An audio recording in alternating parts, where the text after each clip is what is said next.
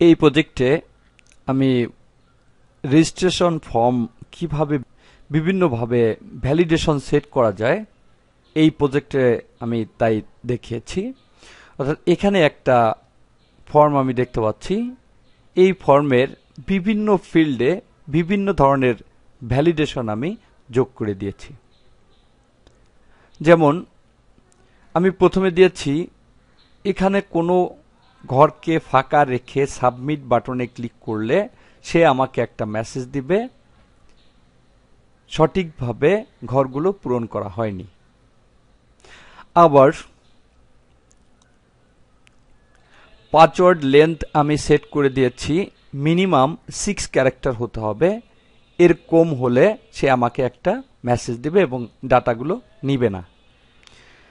আবার এই দুইটা পাসওয়ার্ডের মধ্যে আমি একটা কম্পেয়ার করেছি, এখানে যে পাসওয়ার্ড দেওয়া হবে এখানেও সেই পাসওয়ার্ডই হতে হবে, না হলে সে ডাটাগুলো নিবে না, আমাকে একটা মেসেজ দিবে। আবার ইউজার আইডি, একটা ইউজার আইডি অর্থাৎ একই ইউজার আইডি বারবার প্রবেশ করানো যাবে না, একটা ইউজার আইডি একবারই প্রবেশ করানো যাবে এবং সেখানে সম্ভাব্য কিছু ইউজার আইডি দিয়ে দেওয়া হবে যদি এই যে ইউজার আইডিটা দেওয়া হয়েছে সেটা যদি থাকে। আমি ইন্টারনেট এক্সপ্লোরার থেকে প্র্যাকটিক্যাল ব্যবহারটা দেখে আসি। দেখতে পাচ্ছি এখানে ফর্মটা, এখানে মেম্বার্স অপশন, একটা অপশন নির্বাচন করি, এখানে ফার্স্ট নেমটা লিখে দেই Sharif, middle name Jahidul Islam, email address gs_jahid@yahoo.com, mobile number 01711236815, mailing address Grameen Shakti, city Dhaka, division Dhaka, postal code 1950, user ID জাহিদ_gs। এখানে আমি এই দুইটা ঘর পূরণ যদি না করি তাহলে সে আমাকে একটা মেসেজ দিবে এবং এটাকে নেবে না। আমি সাবমিট করি, দেখতে পাচ্ছি সে আমাকে মেসেজ দিয়েছে you did not form fill up properly.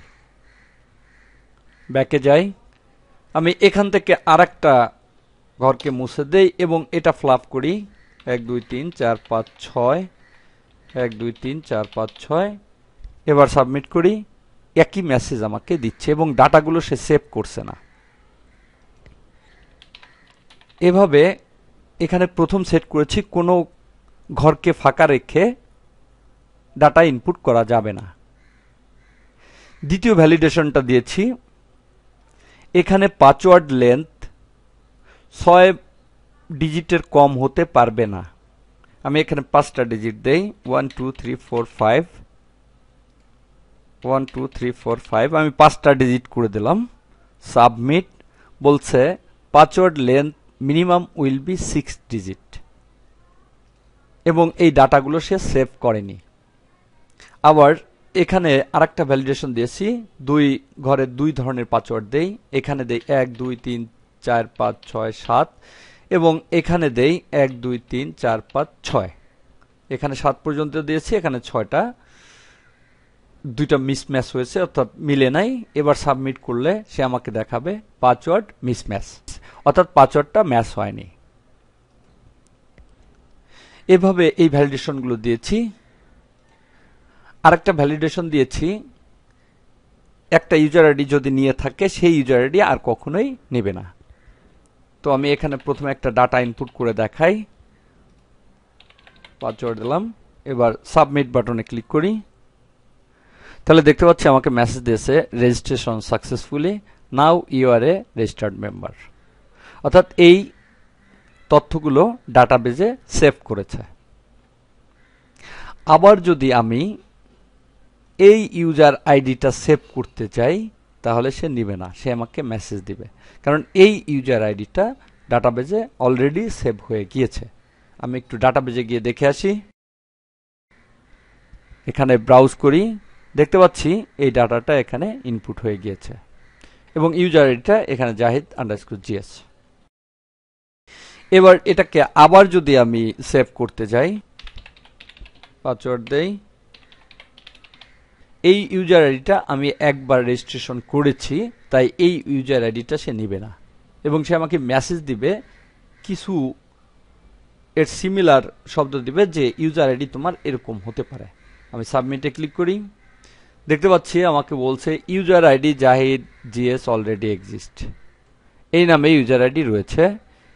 Your user ID may be, তোমার ইউজার আইডি হতে পারে শরীফ ইসলাম, শরীফ আন্ডারস্কোর ইসলাম, ইসলাম শরীফ, ইসলাম আন্ডারস্কোর শরীফ।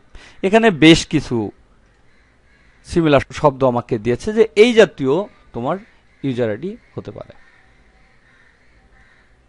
এই ভ্যালিডেশনগুলোর মাধ্যমে আমি এই ফর্মটা তৈরি করেছি।